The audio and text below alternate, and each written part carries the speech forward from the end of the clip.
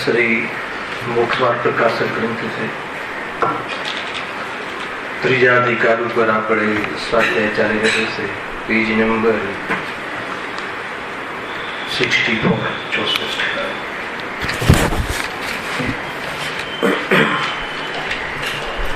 અષ્ટપાવડની ગાથા હમણાં સમાપ્ત થઈ ગુરુદેવના પ્રવચનના માધ્યમથી.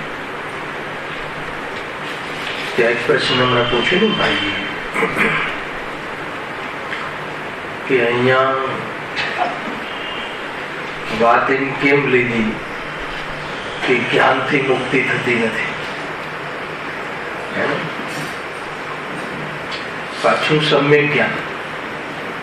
ગુરુદેવ જે વ્રત તપ આદિ ધર્મ નથી,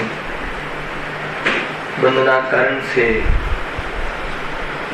એ મુખ્ય વિષય જેમના જીવનમાં રહ્યો એ ગુરુદેવ શ્રી આજે કહે કે એકલા જ્ઞાનથી મુક્તિ નથી.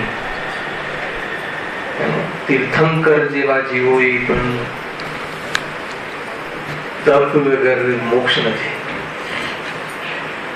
એટલે પ્રશ્ન પૂછ્યો ભાઈ કે એમ કેમ કહ્યું? તો સમ્યક જ્ઞાન પૂર્વક સમ્યક ચારિત્ર હોય છે, પરંતુ સ્વરૂપમાં લીન ન રહે તો મુક્તિને પ્રાપ્ત જીવ થતું નથી. આચાર્ય દેવ કહે છે, હે ભરત, એક સાઈક સંકિતિ ભરત, સમ્યક દર્શન સહિત ગ્રસ્ત દિશામાં રહેવાથી મોક્ષ નીકળે. દ્રષ્ટિથી ભલે મુક્ત થઈ ગયેલું હોય જીવ, પરિણામોની મુક્તિ અર્થે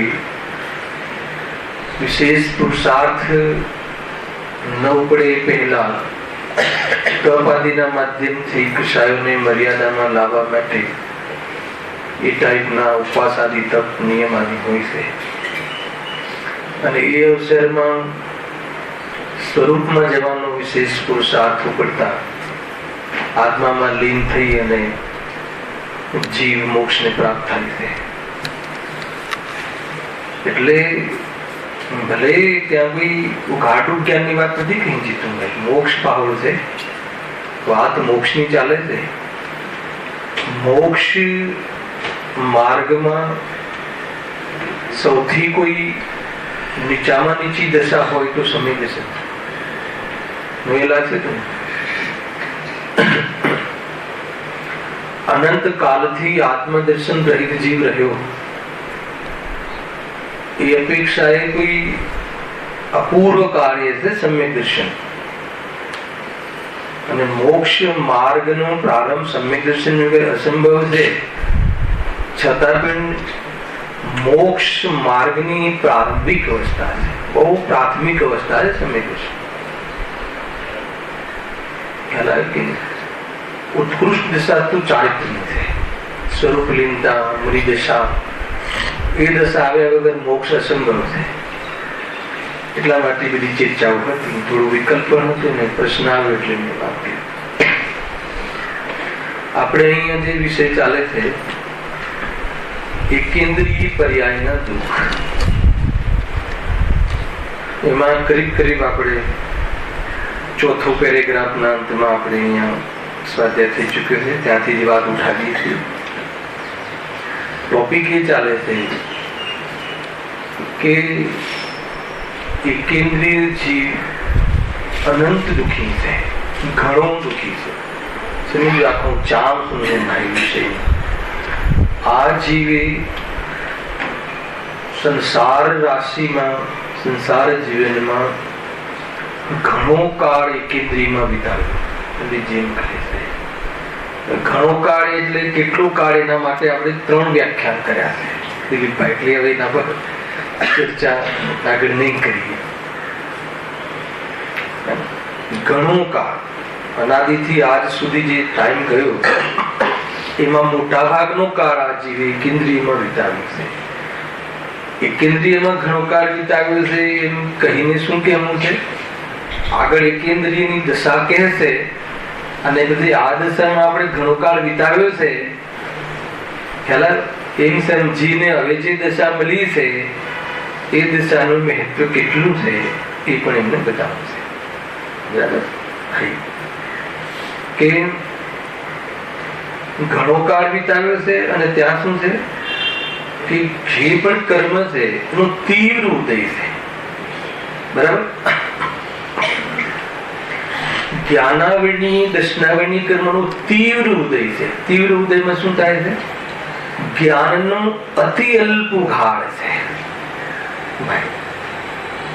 સેન્સ જે છે જ્ઞાન જે છે એનું સૌથી ઓછામાં ઓછું ઉઘાડ જે હોઈ શકે એટલું ઉઘાડ છે.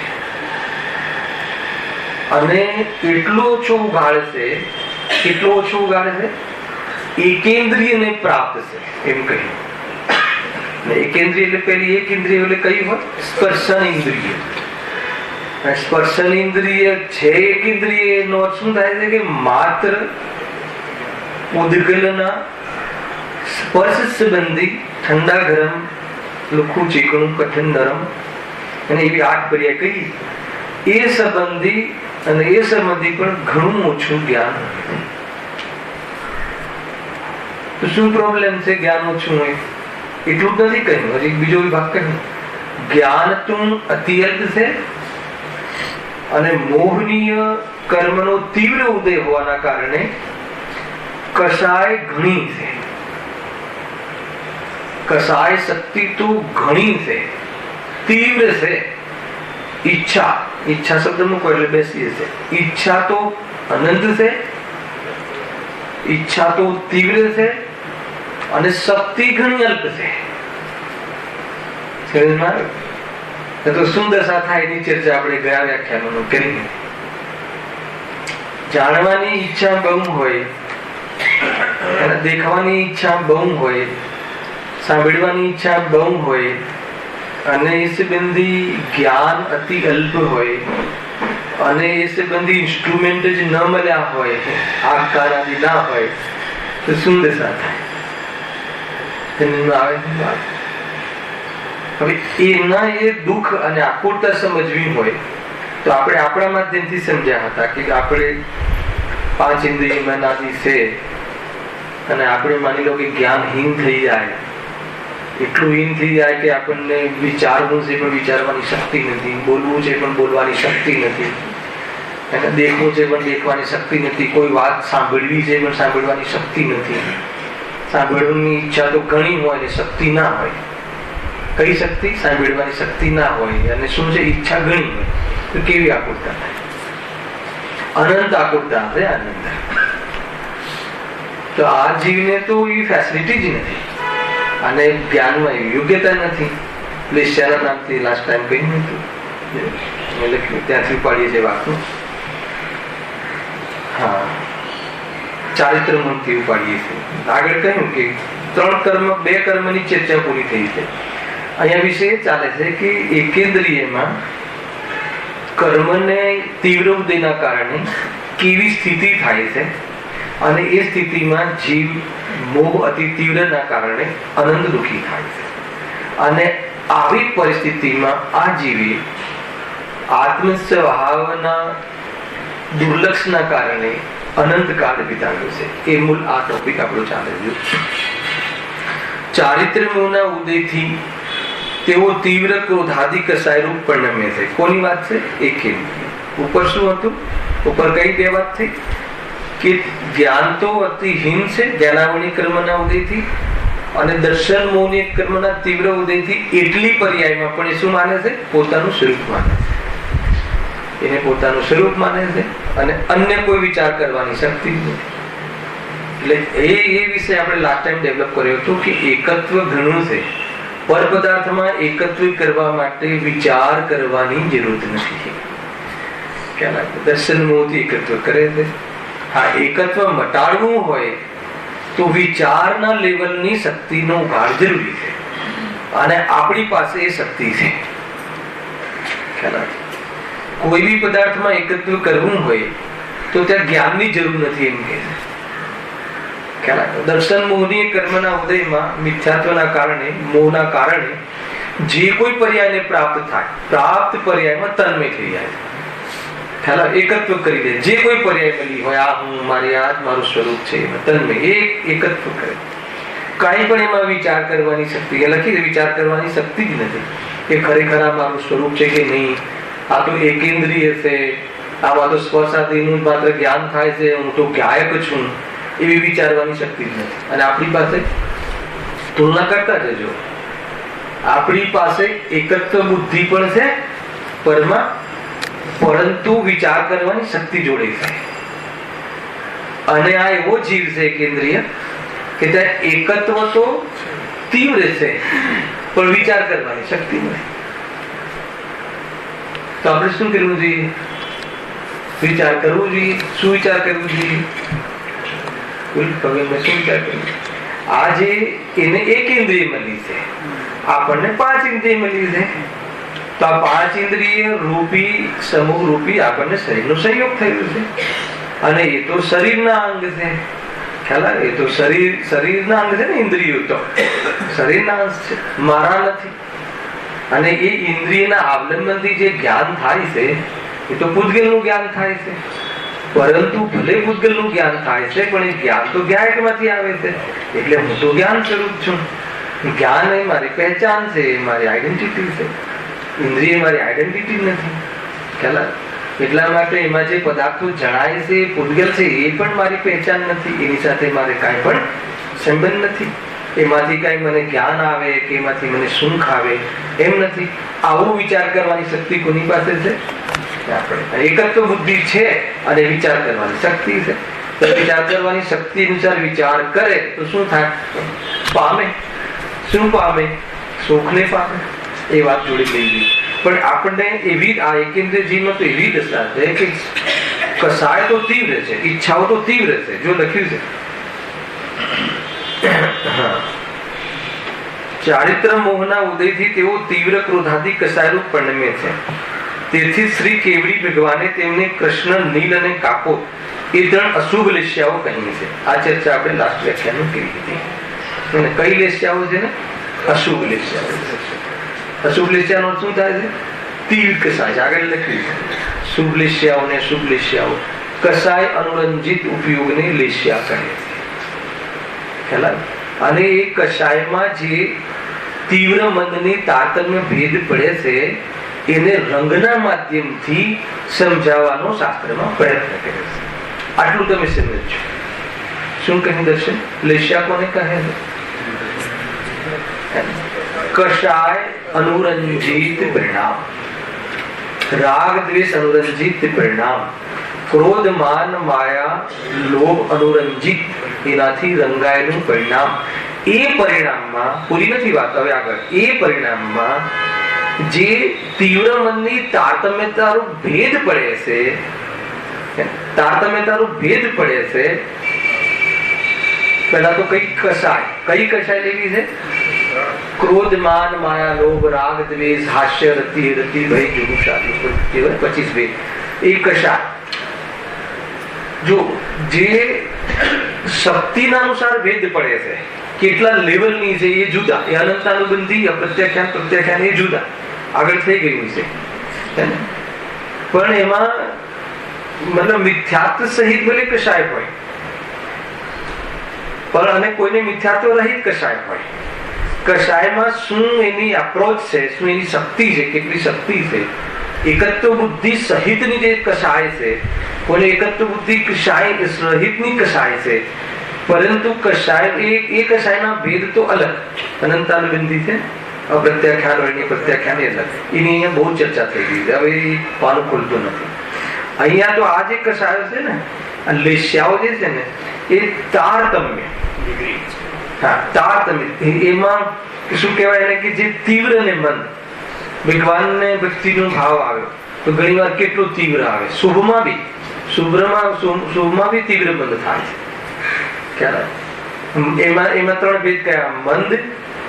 મંદતર અને મંદતમ. અને આમાં તીવ્ર ની ઓછી ત્રણ ભેદ કયા? તીવ્ર, તીવ્રતર અને તીવ્રતમ. તો તીવ્રતમ એ અતિ તીવ્રતમ, એવી તીવ્રતમ છે કે જે મતલબ કે બહુ જ ઘણી તીવ્ર કશાય છે. પછી એ બધી પાપ રૂપ કશાય છે. અતિ તીવ્ર કશાય ને પાપ કહે છે. આપણે લીધેલું પહેલા કે જીવના બે ભાવ, શુદ્ધ અને અશુદ્ધ. એમાં અશુદ્ધના બે ભેદ આવ્યું ને શનિવાર રાતના ક્લાસમાં. અશુદ્ધના બે ભેદ કયા? શુભ અને અશુભ. એને બીજા શું નામ છે? પાપ અને પુણ્ય. એના બીજા કશાયની ઓથી શું છે? તીવ્ર કશાય અને એટલે મોટા મોટા ઘાટ કયા. તો એ જે તીવ્ર કશાયો છે, તો આને તો એટલી તીવ્ર કશાયો છે. અને એમાં આપણે એક વાત છેડી હતી, સિદ્ધાંત હોવા છતાં ત્યાંથી જીવ નીકળે છે અને સીધું મનુષ્ય પર્યાયને પ્રાપ્ત થાય છે.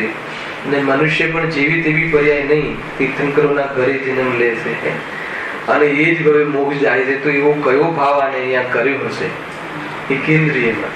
કોઈ એમ કહે કે એકાત્રસ પર્યાય આવી હશે વચ્ચે, તો બે ઇન્દ્રિય, તો બે ઇન્દ્રિયમાં બી કયો વિચાર શક્તિ તો છે જે પણ આવ્યો, કોઈ પણ વિશુદ્ધિ એવી થઈ હશે. એટલે એ સમજાય. મેં શું સમજાવી રહ્યા છે કે વર્તમાનમાં કોઈ પણ વિશુદ્ધિ હોય, વિશુદ્ધિ એટલે ગમે એટલા લેવલની કશાયની બનતા હોય, શુભાવ હોય, એનો કોઈ પણ રીતે મહિમા કરવા જેવું નથી. અરે એવી કશાયો તો એકેન્દ્રિય કરી લીધી. અને કેવી કશાય કરી? જે બી કરી. સર્વજ્ઞના જ્ઞાનમાં કેવડી ભગવાનનું પ્રમાણ આપ્યું છે, એટલે આપણે વર્ણન ન કરી શકીએ. કેવડી ભગવાનને ખબર છે, કેવડી ગમે છે. પણ જે પણ કોઈ ફળના ઓરથી કહીએ કે એવી કશાય કરી, એવી મંદ કશાય થઈ કે જેના ફળમાં એ જીવ મનુષ્યપણાને પ્રાપ્ત થયો. અને મનુષ્યપણું પણ જેવું તેવું નહીં, તીર્થંકરના ઘરે જન્મ થયો. દાદા તીર્થંકર એને પિતા ભરત ચક્રવર્તી, એવા 100 જીવો ત્યાં જન્મ્યા અને તદ્ભવ મોક્ષગામી, એ ભવે મોક્ષી ગયા. એ વખતે મેં લાસ્ટ એક પોઈન્ટ મૂક્યો હતો કે એવો આપણે કેવા ભાવ કરીએ. આપણે જે ભાવ કરીએ છીએ, મતલબ કે જેવી મંદિરો બનાવવાના, સ્વાધ્યાય કરવાના, સ્વાધ્યાય કરાવવાના, એને ગેરંટી છે કે એનાથી તીર્થંકર જેવા મનુષ્ય પુત્ર જેને હોય એમાં જન્મ લેશું. દેવગતિમાં જઈ આવશું, લગભગ 3જા 4થા સ્વર્ગ આદિમાં. હું તો શું કહે, કલ્પવાસી દેવ કહે, અંતર દેવ કહે. તો કોઈ બી વિશુદ્ધિનું કઈ બહુ મહત્વ કરવા જેવું નથી. એટલી વાત હતી. ખેર જે પણ હોય, અહીંયા તો કહે છે કે એકેન્દ્રિય જીવ જે છે કે અહીંયા દુઃખના દિવસ બતાવવા છે. એના કેવડી ભગવાને તેમને કૃષ્ણ, નીલ અને કાપો તે 3 અશુભ લેશ્યાઓ કહી છે. હવે અશુભ કહી એટલે એનો શું થયું? એ લેશ્યાઓ તીવ્ર કશાય થતા હોય છે. શું કહ્યું? એ લેશ્યાઓ તીવ્ર કશાય થતા જ હોય છે. એ લેશ્યાઓ કયા ભાવોથી થાય છે? તીવ્ર કશાય. એમાં શું કેવું છે? કશાય તીવ્ર હોય તો દુઃખ ઘણું હોય એમ લખ્યું. હવે સાંભળો, કશાય તો ઘણો, પણ શક્તિ સર્વ પ્રકારે કરીને ઘણી જલ્પ હોવાથી તેઓ ઘણા દુઃખી થઈ રહ્યા છે, કાંઈ ઉપાય પણ કરી શકતા નથી. આટલો વિષય આપણો થયો હતો. હવે વિષય આગળ લઈએ છીએ. આ ખ્યાલ આવે છે? લીધી કશાય તો ઘણી, કશાય તો ઘણો, ઘણો કશાય એટલે તીવ્ર કશાય, તીવ્ર ઈચ્છાઓ, તીવ્ર લાલસા, તીવ્ર અને શક્તિ સર્વ પ્રકારે કરીને ઘણી જલ્પ. સર્વ પ્રકારનું શું લેવું? એક તો જાણવા દેખવાની શક્તિ, બીજું એને ઉપાય કરવાની શક્તિ. એ જે ઉપાય કરવાની શક્તિ છે જ નહીં એની પાસે. કઈ બી જે ઈચ્છા થઈ એ ઈચ્છાની પૂર્તિ કરે કે એનો ભાવ કરે કે એને ભેદ જ્ઞાન કરવાની કે એ શક્તિ. એટલે એક પ્રકારથી તમે એ સમજી લો કે અંતરાય કર્મની છાટ પડે છે આમાં. અંતરાય કર્મનો પણ તીવ્ર ઉદય છે. એનું એવો પૌરુષ જ નથી. ઘણી વાર જ્ઞાન હોય પરંતુ વીર્ય ના હોય. દીક્ષા લેવાના ભાવનું વીર્ય ના હોય, શૌર્ય ના હોય. એ ખબર બી છે કે આનો ત્યાગ કરવો જોઈએ, પણ ત્યાગ કરવાનું અંદરમાં સામર્થ્ય જ નથી પ્રગટ થતું જીવન. અને અહીંયા તો એટલું હીન છે કે વેદ જ્ઞાનની તો શું વાત કહે. અહીંયા તો એને જે દુઃખ છે, એકેન્દ્રિય સંબંધી જે બધી પરિસ્થિતિઓ બને છે, એને જે બહારમાં કોઈ તોડે કોઈ મસળે એ બધી પરિસ્થિતિ બને છે, એનાથી બી બચવાની, એનાથી બચવા માટે ઉપાય કરવાની સામર્થ નથી, સૂઝબૂઝ નથી, બુદ્ધિ નથી અને સામર્થ્ય નથી. અને એવી પરિસ્થિતિ તો જોરદાર છે. ઉદયની અને પરિણામની. ઉદયની આગળ આવશે અઘાતી કરવાની. સાતાવિદ્યમાં એને એવી પાપ પ્રકૃતિનો જ ઉદય છે, આગળ આવવા વાળો છે. એકેન્દ્રિયનો અસાતાવિદ્યનો જ ઉદય હોય છે. એની સાથે તો નિયમથી બહારની પરિસ્થિતિમાં તોડફોડ જ હોય છે. બહારની પરિસ્થિતિ બી જુદ કેવા પ્રકારની અને પરિણામની પરિસ્થિતિ પણ કેવા પ્રકારની, બે છે બધું. ખ્યાલ આવે શું ભાઈ? બહારની પરિસ્થિતિ એકેન્દ્રની કેવી છે, હાલત કેવી થાય, ધડાક દઈને આપણે ઘાસ ઉપર થોડી આંખ બરાબર નથી, ચલો ચાલો વિચારીએ છે કે હવે ત્યાં એકેન્દ્રિય જીવ છે. જીવ પેલા જીવ જ નથી લાગતો, એનું જે થવું થાય. મારી તો આંખ સુધરે છે ને, ગ્રીન પર ચાલવાથી શું થાય? આંખો કેવી થાય? અને પછી એ આંખથી શું થાય? એવી આંખોથી શું થાય? ખ્યાલ આવે તો ને?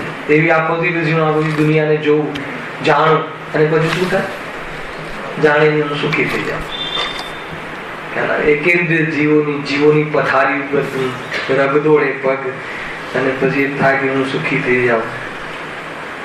ખ્યાલ આવે?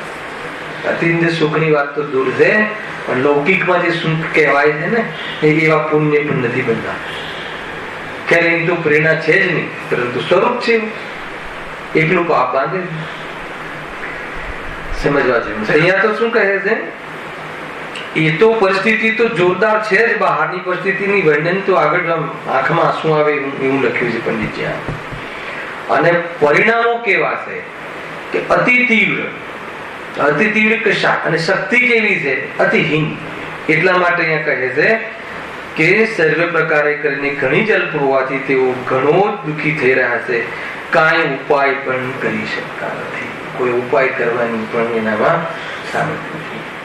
કશાય અનુસાર એને પ્રવૃત્તિ કરવાની પણ સામર્થ્ય નથી. એની પૂર્તિ કરો. આપણને તો ભૂખ લાગે, આપણી ઈચ્છા કઈ પણ થાય આપણને, તો એ ઈચ્છાની પૂરી કરવાની સેન્સ પણ છે, અને એને એ સંબંધી સામર્થ્ય પણ છે, અને એ સિવાય ઈચ્છાને અભાવ કરવાની પણ સામર્થ્ય છે કે પણ એને તેવું કાંઈ છે નહીં. અને ઈચ્છા ઘણી છે અને એનો ઉપાય નથી. તમે આની કલ્પના કરો, ઈચ્છાઓ ઘણી છે અને એની આપણી પાસે ઉપાય કરવાની શક્તિ નથી. ખ્યાલમાં આવે છે જયેશભાઈ? પકડાય છે વાત? આપણી ઈચ્છા તો મને બહુ બધી બોલવાની ઈચ્છા છે, પણ મને સામર્થ્ય નથી. મને વિચારવાની બહુ ઈચ્છા છે, પણ મારી સામર્થ્ય નથી. તો કેવી હાલત થાય? ખ્યાલ આવે છે? મારે ઘણું બધું કહેવું છે, મને ઘણી તકલીફો છે, મારે ડોક્ટરને ઘણું કહેવું છે, પણ મને પેરાલિસિસ થઈ ગયું, જીભ છે ને એ ઉપડતી જ નથી. તો એ જેવી શું હાલત થતી હશે? કલ્પના કરો. ચંદ્રકાંત ડોક્ટર પાસે આપણે ગયા અને અહીંયા દુખે છે, આમ છે, તેમ છે, બધું બતાવવું છે, અને એ બતાવીને મારે એનો ઉપાય પણ કરવું છે. હવે માન લો કે બોલવાની શક્તિ છે, ચલો બોલ્યા, પણ સામે જે હું કે છે એને સાંભળવાની શક્તિ નથી. શું કહ્યું? હેને શું કહ્યું? અચ્છા, સાંભળવાની શક્તિ છે પણ સમજવાની શક્તિ નથી. એક તમે કલ્પના, ઇમેજિંગ છે, વિચાર કરો તો તમને ખ્યાલ આવશે કે આકુલતા કેવી થઈ શકે. જેતુભાઈ પટેલમાં હવે આ જીવને તો, એકેન્દ્રિય જીવને તો એવો અવસર જ નથી. ઈચ્છા અનંત છે, વાસના અનંત છે, એને રાગ તો તીવ્ર છે, મોહ તો તીવ્ર છે, અને એ સંબંધી શક્તિ જે છે એ શક્તિ તો ઘણી અલ્પ છે, અને એના ઉપાય કરવાની પણ શક્તિ નથી. તો એ જીવને આકુલતા કેટલી હોય? અનંત હોય. અને આવી અનંત આકુલતા એકેન્દ્રિય જીવની આ પરિસ્થિતિમાં છે. એવું એકેન્દ્રિયનું જીવન, આ પરિસ્થિતિ આપણે કેટલી વાર પ્રાપ્ત થયા છીએ? ઘણો કાળ અહીંયા વિતાવ્યો છે. હવે કેટલો કાળ વિતાવો છે? અરે જવું જ નથી ત્યાં, જવાનો સવાલ જ નથી આવતો ને, એમ કહે ને આપણે. તો પછી શું કરવું જોઈએ? આગળ શું કરવું જોઈએ અને શું ના કરવું જોઈએ? એ બે તમને હું હરેક પેરેગ્રાફમાં યાદ કર્યા છે. શું ના કરવું જોઈએ? વ્યર્થમાં હે પરની નિંદા અને ગોષ્ઠી ખ્યાલ આવે છે, એમાં વ્યર્થમાં સમય કશાયોની પૂર્તિમાં, પંચેન્દ્રિયના ભોગોમાં, બાહ્ય આડંબરોમાં, લોક વ્યવહારમાં જેટલું લેવું એટલું લઈ લો. એક સમય માત્ર પણ ઉપયોગને બરબાદ કરવા જોઈએ નથી. તો શું કરવું જોઈએ? માત્ર માત્ર માત્ર તત્વ જ્ઞાન. તત્વ જ્ઞાન વગર આ બધા દુઃખો મટવા અસંભવ છે. અવસર મળ્યો છે, સમય જતો રહે. બન્યું ને ભાઈ, કાલે પ્રસંગ બન્યો ને હમણાં ભાઈંદરમાં 2 વર્ષ થયા લગ્ન થાય, બાળક હતું પેટમાં. પહેલા દિવસે બાળક પેટમાં ખતમ થઈ ગયું. બીજા દિવસે એની માતાએ અથવા દીકરી એને દેહ છોડ્યો. તત્વનો પ્રેમી જીવ, તત્વમાં આગળ પડતું નથી. એ બેન 25 વર્ષની ઉંમર, બતાવો. અને એ ત્યાં જે આવા પ્રસંગો આવે છે, એવા પ્રસંગોમાં વિચલિત ના થવું હોય તો એકમાત્ર જયેશભાઈ, એકમાત્ર તત્વ જ્ઞાન આશ્રયભૂત છે. એવું થયું હોવા છતાં એ બાળક અને દીકરીના આત્મામાંથી કાંઈ ગયું નથી. શરીરનું આવવું જવું એ પરમા છે. એમ એ આત્મા હેમ ખેમ પરિપૂર્ણ ચેતન તત્વ ત્યાં બિરાજમાન છે. એમાં કાંઈ બગડ્યું નથી અને એના વિયોગથી આપણામાંથી કાંઈ ગયું નથી.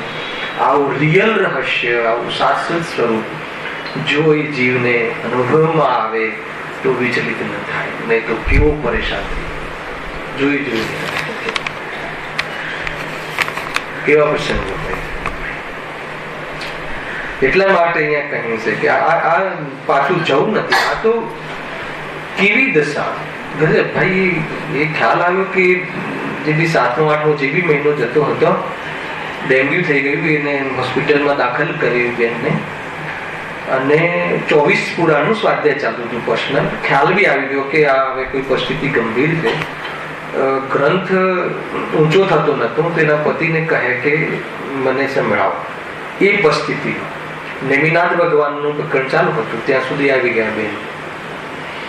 કે એને ખ્યાલ તો આવે ને કે હવે આ સ્થિતિ ખરાબ છે, પોઈઝન તો ગઈકાલ તો પોઈઝન થઈ ગયું, છોકરો અંદર ખતમ થયું. તો કે મને તેને સંભળાવો. બહુ મોટી વાત છે કે એવી પરિસ્થિતિમાં આ વાત યાદ આવે ભાઈ. પણ ગુરુદેવના પ્રતાપે ક્રાંતિ આવી ગઈ. તો એ સમયમાં તો આ કરો ને તે કરો, મારા વરનું શું થશે ને એને આમ કરજો ને એને પરણાવી દેજો ને એને એકલા મરી જશે. અરે શું, આ કોઈ ચિંતા નહીં.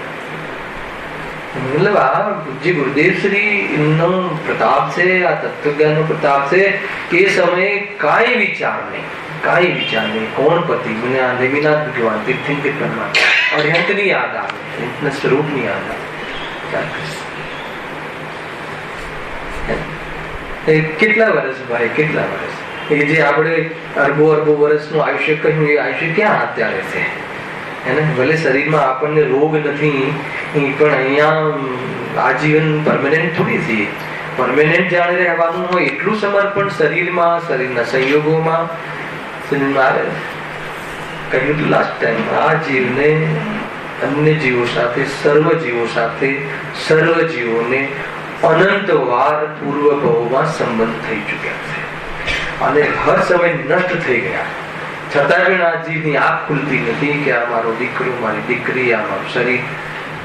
એક વાત તમે કોરી કલ્પના નહીં, આમ વિચાર કરવા જેવું. આંખ બંધ કરીને શાંતિથી, ઈમાનદારથી વિચાર કરજો કે શું મારી હયાતી છે, જ્યાં હું મારી હયાતી માનું, શું મારું અસ્તિત્વ છે એની અંદર. તો આ ત્રિકાલ અસ્તિત્વ તરફ જવાની પ્રેરણા ના મળે તો જોજો. એટલા માટે આ સ્ટાઇલથી એકેન્દ્રિય કેવો ત્રાસ સમજમાં આવે છે. ભાઈ આપણે હવે પલળવાની વાત છે. હવે માત્ર કોઈ શાસ્ત્રના જ્ઞાન વધારવાની વાત નથી. હવે તો આપણે રસ પુષ્ટ કરવાનો, વૈરાગ્ય જીવંત રહે અને સિદ્ધાંત બોધનો પ્રકાશ થતો રહે અને ચેતન પ્રત્યેનો પ્રેમ વધતો રહે અને બહારના જે ભોગાદી તરફનો પ્રેમ ઘટતો રહે. અને એવી પરિસ્થિતિમાં અગર ઉપયોગ આત્મામાં સ્થિર થઈ જાય તો એ ગાયકના જે દર્શન થઈ જાય તો એ નિહાલ થઈ જાય, એને આ જન્મ મરણ છૂટી જાય.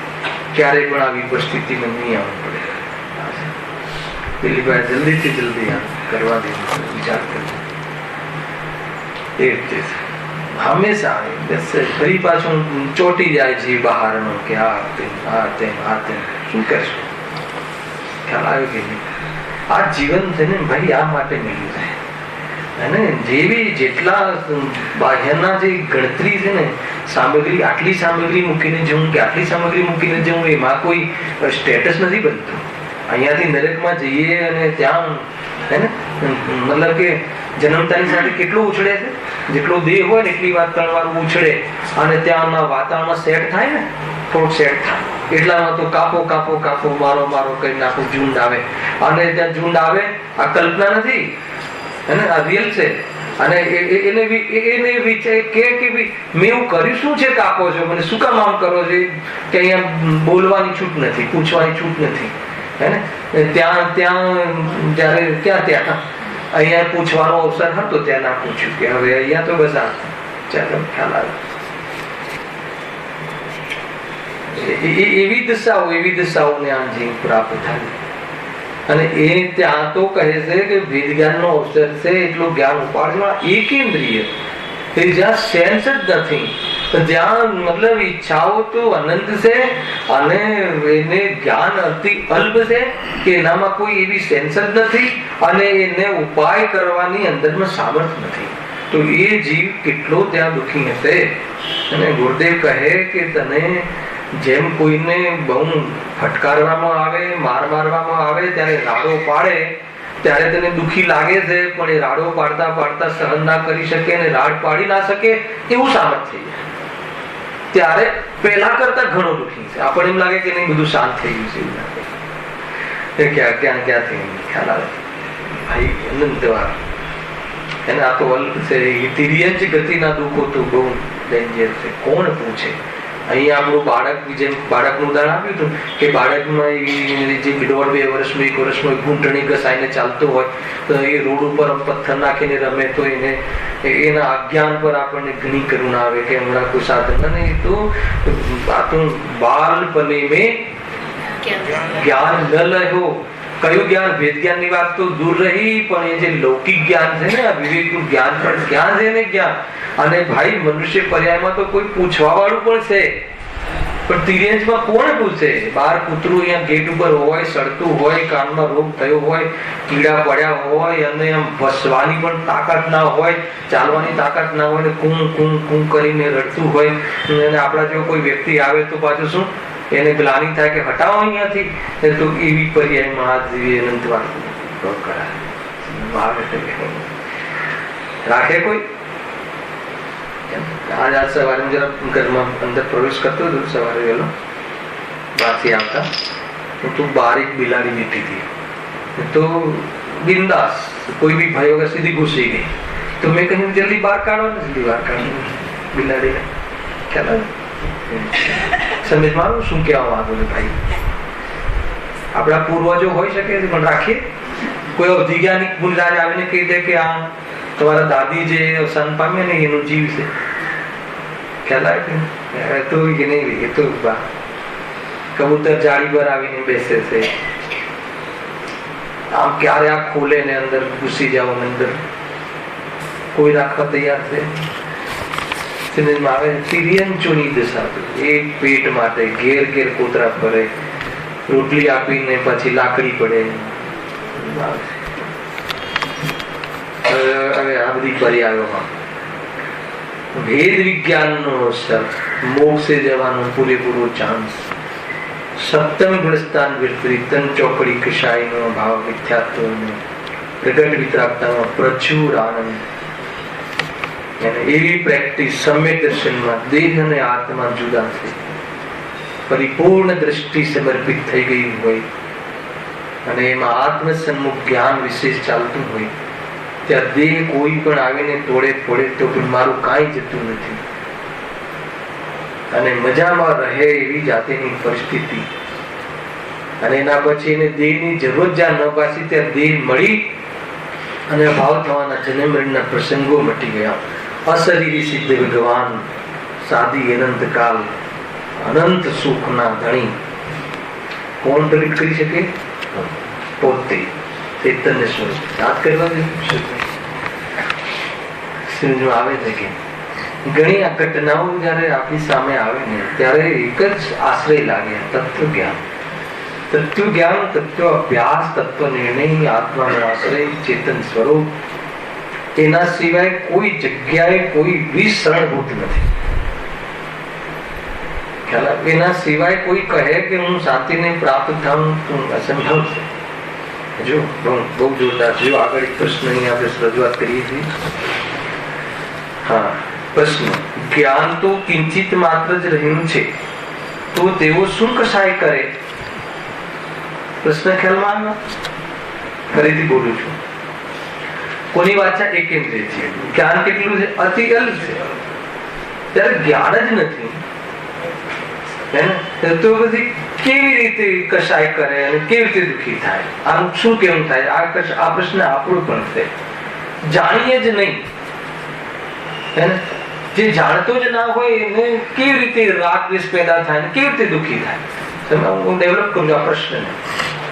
માની લો જયેશભાઈ કે તમે અહીંયા બેઠા છો, બરાબર? તો તમારા દુકાનમાં કે તમારી ઓફિસમાં ચોરી થઈ રહી છે, બરાબર? હવે એ સંબંધી તમે હાલ કઈ જાણતા જ નથી તો દુઃખ થાય. અચ્છા, પછી જાણો તો દુઃખ થાય. એટલે જાણવાથી દુઃખ થાય ને. જેના પાસે જાણવાની શક્તિ જ નથી એ કશા રીતે કરે? આપણે એમ લાગે કે એકેન્દ્રીય જીવને આપણે બધાને બધી બહુ તકલીફ છે કે આપણે રહેવા ઘર જોઈએ ને ગણવું પડે ને, તો કઈ ને કઈ તકલીફ. આ પાછો બીજો પ્રશ્ન. એને કઈ સદા બહાર લાગે ને કે ઠંડી હવામાં ઝાડ ઝૂલતું હોય, રમતું હોય અને અનંત દુઃખી લાગે. બતા એ પ્રશ્ન છે. તમે એમ કહો ને ત્યારે એનું જ્ઞાન અતિ અલ્પ છે, જયારે એનામાં કોઈ એવું સેન્સ જ નથી, એ જાણતો જ નથી અને એને બહારમાં એટલું બધું જ્ઞાન જ નથી, તો પછી દુઃખી કેવી રીતે થાય? એનો અર્થ આ એમ કહે છે કે જાણવાથી દુઃખી થાય. અને આપણને વાત બેસે પણ છે આપણી બુદ્ધિમાં, ખોટી બુદ્ધિમાં, કે આપણે જો જાણીએ તો દુઃખી થવા. અહીંયા માન લો કે કોઈ તમારી સાથે કોઈ છલ કપટ કરીને તમારો ધંધો પચાઈ પડ્યો હોય, એ વ્યક્તિ અહીંયા હોય, તમારી બાજુમાં જ બેઠું હોય ભાઈ, ત્યાં સુધી કઈ ના થાય. હું તમને બતાવું કે બરોબર આ જ છે ઓલો ભાઈ, આ જ છે. પછી શું થાય? જાણી જ ના હોત તો તમે બતાવ્યું જ નથી ત્યાં સુધી તો શાંતિ નહીં. જાણવાથી દુઃખ થયું ને.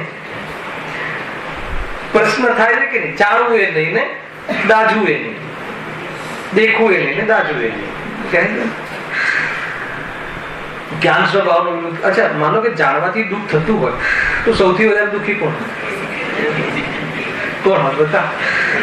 સૌથી વધારે જ્ઞાન હોય દુઃખી થાય. અને સૌથી વધારે જ્ઞાન કોની પાસે છે? અધિક પરમાત્મા પાસે, કેવલી ભગવાન. હે ને? અને એમને તો પૂર્વમાં જ્યારથી આત્મા અનાદિથી છે ત્યાંથી મારી એમની સાથે કયા જીવે શું કર્યું, શું ના કર્યું, એમના મા બાપે કોને દુઃખ આપે અને શું કર્યું, અને અત્યારે બી એ જીવ જ્યાંથી આવ્યા એમના જે સગા હતા લાસ્ટ, એ ક્યાં છે? નરકોમાં છે કે એક અવતારી હોય તીર્થંકરોના માતા પિતા તો એક જ માતા પિતા બન્યું છે. તો કેવું લાગે આપણને કે એ તો સૌથી વધારે દુઃખી થઈ જાય. અને એમનો કોઈ એવો મતલબ કે પૂર્વ ભાવમાં કોઈ દીકરો હોય અને અભવ્ય હોય, એ હવે તો જણાઈ ગયું એમને કે ક્યારે મોક્ષ નથી થવાનો, તો ઓર દુઃખી થઈ. જાણવાથી જો દુઃખી થવાતું હોય તો ખ્યાલ આવે? મોહથી જે દુઃખી થાય છે, મોહથી દુઃખી થાય છે. મોહ ના હોય તો, અને મોહ મટાડવા માટે જ્ઞાનની તો જરૂર છે. અને મોહની પૂર્તિ કરવા માટે આપણે જ્ઞાન બગાડી રહ્યા છીએ કે જે જ્ઞાન મોહના અભાવ કરવામાં ઉપયોગી છે. જ્ઞાન ઓછું હોય ને એ દુઃખમાં નિમિત્ત બને છે. ઓછું જ્ઞાન દુઃખમાં નિમિત્ત કરે છે. આપણી જે રાગને એ વધારે શું કરે છે? એગ્રેસિવ કરે છે. જ્ઞાન ઓછું હોય અને પૂર્તિ કરવા માટેની સેન્સ ના હોય તો એ ઓર વધારે તેજ કરે છે કશાયોને. એમાં નિમિત્ત બને. જીવ તો દુઃખી તો વાસ્તવમાં શાનાથી છે? મોહથી. આપણે આ બધું લીધું જ આગળ કર્મોની ઓરથી અપેક્ષા હતું ને, તો જીવ તો મોહથી દુઃખી છે, પણ જ્ઞાનાવરની એક કર્મનો ઉદયમાં જ્ઞાન શું થાય છે? હીન થાય છે. એ દુઃખનું કારણ નથી, પરંતુ એ દુઃખમાં નિમિત્ત બને છે. એક તો ઈચ્છા બહુ હોય, જાણવાની ગેલુપતા બહુ હોય, અને જ્ઞાન ડાઉન હોય. ખ્યાલ? તો જ્ઞાન ડાઉન છે એવી પરિસ્થિતિ બનાવે છે કે આ જીવ દુઃખી થાય, પરંતુ જો ગેલુપતા ના હોય તો ઓછું જ્ઞાન દુઃખનું કારણ બને ના બને. જાણવાની ગાયક હું છું, મારે 12 પદાર્થોમાં જાણવાની મારી કોઈ ઈચ્છા જ ના રહે અને જ્ઞાન ઓછું હોય તો શું પ્રોબ્લેમ છે? ખ્યાલ આવે છે? એ વાત છે. અહીંયા તો એટલું પણ જ્ઞાન નથી કે આ હું જાણી શકે. એટલે જ્ઞાન તો કિંચિત માત્ર જ રહ્યું છે, તો તેઓ શું કસાય કરે? પ્રશ્ન ખ્યાલ આવે કે ના આવે? પ્રશ્ન શું છે અશોકભાઈ? તમે એમ કહો છો કે એકેન્દ્રિય જીવને તો જ્ઞાન ઘણું હીન છે અને કસાય ઘણી છે, તો ઓછા જ્ઞાન વાળો કસાય કઈ રીતે કરે? અહીંયા કહે છે કે જ્ઞાન ઓછું હોય તો કસાય ઘણી થાય છે, અતિ અલ્પ હોય તો. અને કસાયોને આંદોલિત કરવામાં ઓછું જ્ઞાન નિમિત્ત બને છે. અલ્પ જ્ઞાન કસાયને વધારવામાં નિમિત્ત કારણ છે. ખ્યાલ આવ્યો કે એ રીતે? અને જ્ઞાન હોય તો કસાય મટે છે. જેમ જ્ઞાન શક્તિ વધે, સમજો, જ્ઞાન શક્તિ વધે એમ કસાય શક્તિ ઘટે. અહીંયા સમ્યક દર્શનની વાત નથી.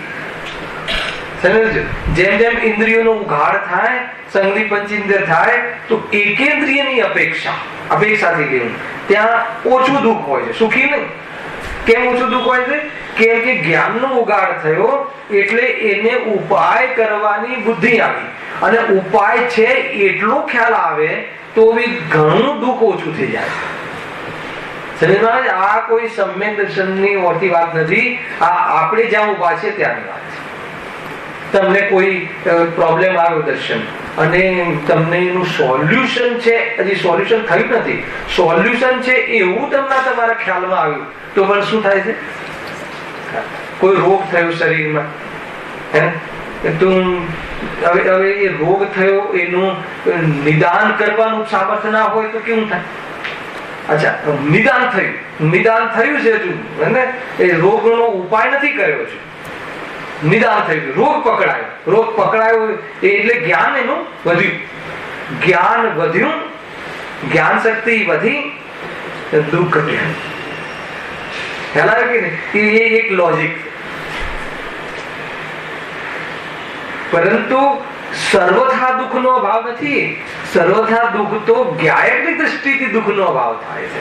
જ્ઞાન સ્વભાવના આશ્રયથી, પોતાને જ્ઞાન સ્વભાવી છે પરિચય કરવાથી, અને આ મોહ દુઃખરૂપ છે, એ મેરા કુછ ભી નહીં લગતા, એનો મારાથી કોઈ બી સંબંધ નથી, એમ અનુભવ કરતા એની પુષ્ટિ કરવાની વાસના તૂટી જાય તો અંદરમાં આત્મા શાંતિને પ્રાપ્ત થાય છે. આ લોજિક છે ભાઈ.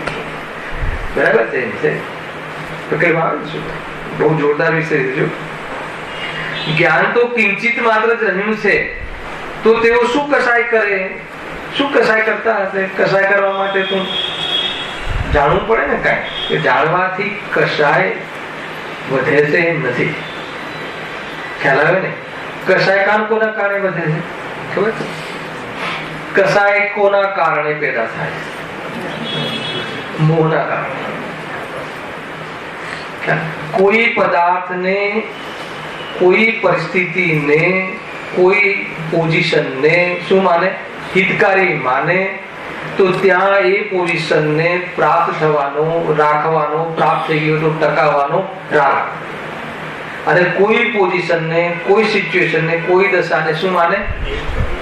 અનિષ્ટ માને અથવા દુઃખદાયી માને, તો પછી એને મટાડવાનો, એને ન જાણવાનો, એવી જાતિનો પ્રયાસ કરે. જ્ઞાન તો કિંચિત માત્ર રહ્યું છે, તો તેઓ શું કસાય કરે? જવાબ શું આપે છે? જો સાંભળો, એવો તો કોઈ ખાસ નિયમ નથી, અને એવો કોઈ નિયમ નથી કે જેટલું જ્ઞાન હોય તેટલું જ કસાય થાય. જ્ઞાન વધારે હોય તો કસાય વધારે થાય એમ છે, જ્ઞાન ઓછું હોય તો કસાય ઓછો થાય એમ છે. અહીંયા તો કહે જ્ઞાન ઓછું હોય, કસાય વધારે હોય. અચ્છા, જ્ઞાન ઓછું હોય તો કસાય વધારે થાય એમ પણ નથી. સમજ. જ્ઞાન ઓછું હોય અને મોહને લઈને કસાય વધારે થાય તો એનું નિમિત્તપણું પામીને જીવ ઘણો દુઃખી થાય. આખું વાક્ય આ રીતે. એટલે એને સીધું એમ કહી દીધું કે કસાય જ્ઞાન શક્તિ તો ઘણી ઓછી, કસાય શક્તિ ઘણી વધારે. ખ્યાલ? તો એ જ્ઞાન છે જ નહીં મારી પાસે કે હું એનો ઉપાય કરું તો જીવ ઘણો દુઃખી થાય. એ રીતે છે આખી વસ્તુ. આખું તમે એનું સ્ટેપ્સ જોઈએ. એવો તો કોઈ ખાસ નિયમ નથી, એવો તો કોઈ નિયમ નથી શાસ્ત્રમાં કહ્યું કે જેટલું જ્ઞાન હોય તેટલું જ કશાય થાય. જ્ઞાન હોય કેટલું જ્ઞાન હોવું જોઈએ કે જેથી કશાય થાય નહીં, કમસે કમ જાણતો તો હોવું જોઈએ. તો મુનિરાજને જાણવાથી તો દુઃખ થતું નથી.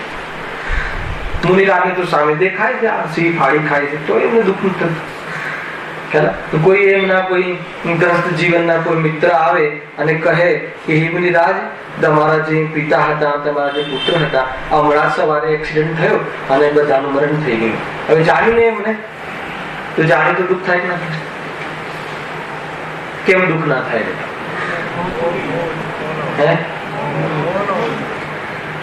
એક શબ્દમાં બોલીએ કે મોહ નથી. મોહ નથી એ તો છે જ, પણ જે જેવી વસ્તુ મોહ નથી એનો અર્થ શું છે ને વાગ્યું, જે વસ્તુ જેવી છે એવું એમને જ્ઞાન છે. જે વસ્તુ જેવી છે એ કેવી છે કે જે એમને એમનું જ્ઞાન છે. ખબર છે કેવી છે? બતાવો, થોડો પ્રયોગ કરી નહીં, હજી વિચાર. હે ને? સ્વને સ્વરૂપ, પરને પર, છદ્રવ્ય ને છદ્રવ્ય. મૂળ કારણ એ મારું નથી એટલું જ નહીં, હે ને? એટલું જ નહીં, જે વસ્તુ જેવી છે એ જીવ પણ મર્યો નથી. કોઈ જીવ મરતો નથી, કોઈ જીવ સાથે અણબનાવ થતો નથી, કોઈ દ્રવ્યનું થતું નથી, કોઈ દ્રવ્યમાં કાંઈ બગડતું નથી. દરેક દ્રવ્ય પોતાના ગુણ પર્યાને પહોંચે છે. ચેતન હંમેશા ચેતન રૂપે રહે છે. હું તો મરતો નથી જ્યાં, તો એ મરે છે એ વાત જૂઠી છે, એ ક્ષણિક સત છે. ત્રિકાલ સત જોવાની જેની દ્રષ્ટિ છે એને આ ખ્યાલ છે કે કોઈ જીવ નષ્ટ થતો નથી. આવી દ્રષ્ટિ હોવાના કારણે દુઃખી થતા નથી. આખી વાત આમ છે, પૂરી વાત આ રીતે છે જીતુભાઈ. નહીં તો કોઈ કહે કે ભાઈ ચલો ભાઈ ભાવેનભાઈ છે મારા નથી, મારા કઈ લાગતા નથી, કઈ વાંધો નહીં, કઈ લાગતા નથી, પણ એમને તકલીફ પડે તો દુઃખી તો થાય. એ તો પહેલા તો એક સિદ્ધાંત આપ્યો કે જ્યાં એકત્વ હોય ત્યાં જીવને રાગ દ્વેષ થાય ને ત્યાં જીવ દુઃખી થાય. પણ હર દ્રવ્યના એકત્વ સ્વભાવની દ્રષ્ટિ વાળા જીવને, હર પદાર્થના એકત્વ એકાઈ વાળી દ્રષ્ટિ જેને થઈ છે, કોઈ પદાર્થનું એમનું કઈ બગડે છે એવું એને દેખાતું નથી. જીતુભાઈ પકડમાં આવે છે. કોઈ વ્યક્તિ કોઈ કહે કે પેલાને નુકસાન થયું, હવે એ તો અહીંયાથી જોઈએ છે ને કે આત્માને નુકસાન ત્યારે થાય કે એનામાંથી જ્ઞાન થતું રહે, અને આત્માનો સ્વભાવ જ્ઞાન હોવાથી એને ક્યારેય બી નુકસાન થતું નથી. અને સામેવાળો વ્યક્તિ પણ એક આત્મા છે એટલે એને કઈ નુકસાન થતું નથી. છે જોવાની તાકાત આવી જયારે જેની દ્રષ્ટિ બને ત્યારે જીવ દુઃખી થતો. કેટલી જોરદાર વાત છે, કેટલું જોરદાર છે. એવો તો કોઈ ખાસ નિયમ નથી કે જેટલું જ્ઞાન હોય તેટલું જ કશાય થાય. જ્ઞાન તો જેટલો ક્ષયક્ષમ હોય તેટલું હોય. જ્ઞાન કોના આધારે છે? જ્ઞાનાવરણી કર્મનો જેટલો ક્ષયક્ષમ હોય નિમિત્ત અને ઉપાદાન તરીકે તત્સમયની એની પર્યાય યોગ્યતા એનું ઉપાદાન. અને એ જ્ઞાન પણ જ્ઞાયકને અનુસરીને થાય છે. એ સ્વભાવમાંથી જ્ઞાન થાય અને એના સ્વકાલમાં જેટલું થવું હોય એટલું જ થાય. કેટલું થવું એટલું, એટલે કે જેટલા જ્ઞેયોનું જ્ઞાન થવું હોય એટલું જ થાય છે. એ જ્ઞાનનો ક્રમ છે, ત્યાં જ્ઞેયોનો ક્રમ છે. જ્ઞાનમાં જ્ઞાન સ્વરૂપે જોવામાં આવે તો એટલું કે તેટલું એવો ભેદ જ નથી. જ્ઞાન એક સમયની જ્ઞાનની પર્યાયમાં પરિપૂર્ણ જ્ઞાન. જ્ઞાય પરિપૂર્ણ જે વાત નથી કરવી મહેન્દ્રભાઈ, જ્ઞાય પરિપૂર્ણ જે વાત નહીં, એને અનુસરીને થતી એક સમયની પર્યાયનું જે જ્ઞાન છે એ પરિપૂર્ણ. હવે એ પરિપૂર્ણ એટલે કેવલ જ્ઞાનની વાત નથી. ત્યાં એ જ્ઞાન પણ એક સમયની પર્યાયમાં જાણન રૂપે જાણવાનું કાર્ય પૂરી ઈમાનદારીથી કરે છે. પર પદાર્થને ગ્રહ્યા વગર, પર પદાર્થ પાસે ગયા વગર, એ રૂપે થયા વગર. એટલે અનુભૂતિ સ્વરૂપ ભગવાન જણાવી દો છે. આવી ગયું પૂરું જ્ઞાન અનુભૂતિ છે.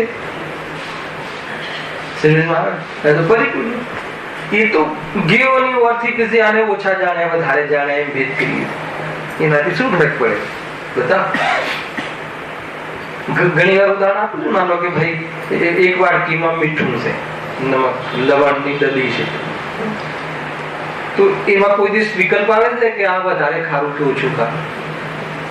તમારા ડબ્બામાં, ઘરે ડબ્બામાં મીઠું ભરેલું છે કે સાકર ભરેલી છે રાજભાઈ, એમાં કોઈ વાર પેલી ઓછી ખારું મીઠું કે વધારે ખારું મીઠું? મીઠું તો ખારું જ હોય, એમાં ઓછું વધારે ના હોય. એ તો શાકમાં પડે, એ કેટલું પડે એ અનુપાતના આધારે ઓછું વધતું હોય છે. તો એ તો શાકની ઓરથી ઓછું વધતું કહ્યું.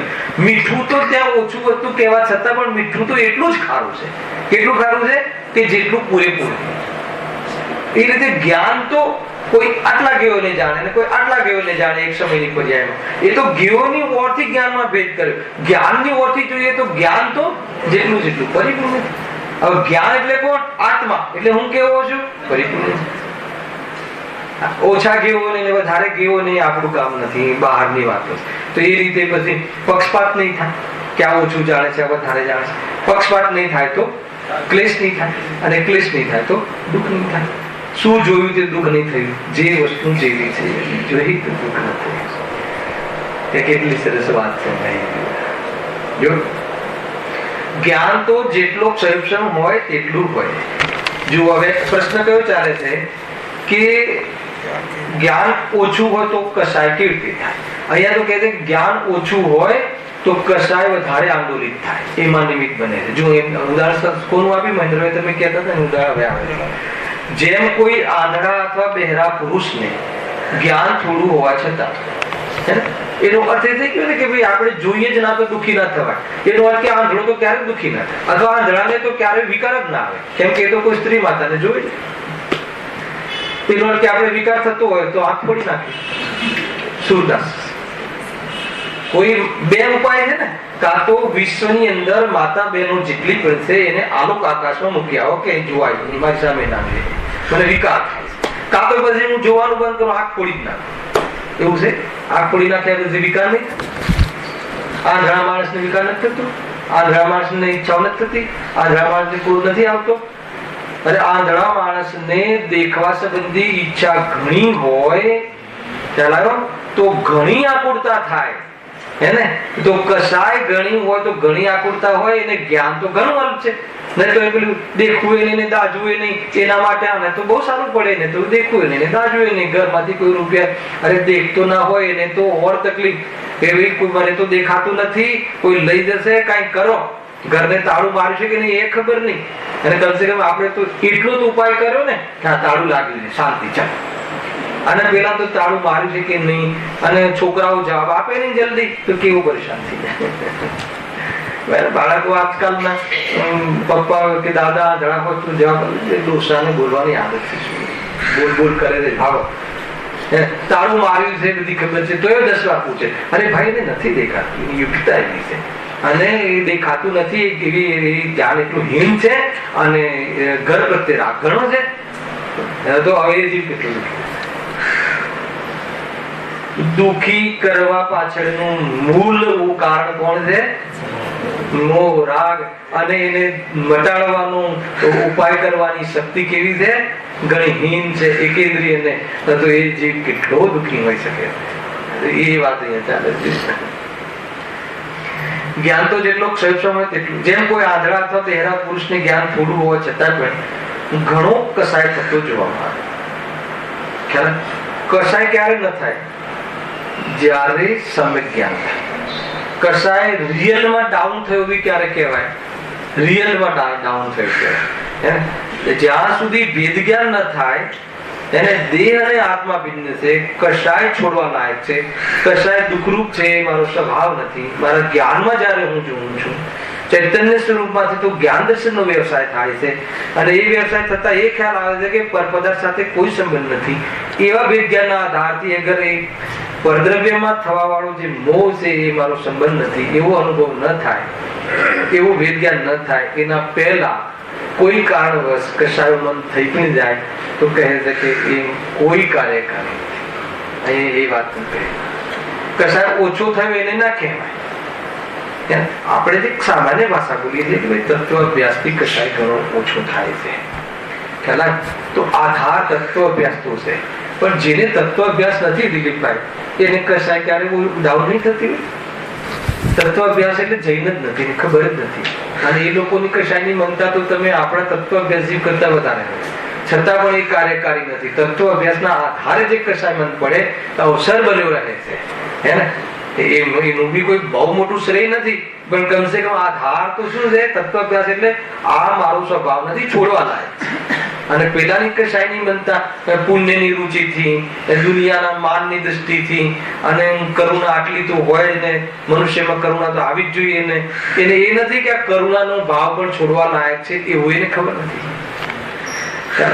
એવી ઘણી બધી વાતો છે, એની ચર્ચા કાલે આ પ્રશ્નને બહુ વિસ્તારથી ખોલીશું.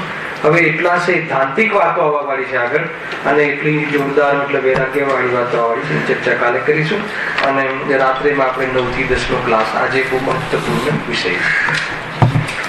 સહેજાનંદ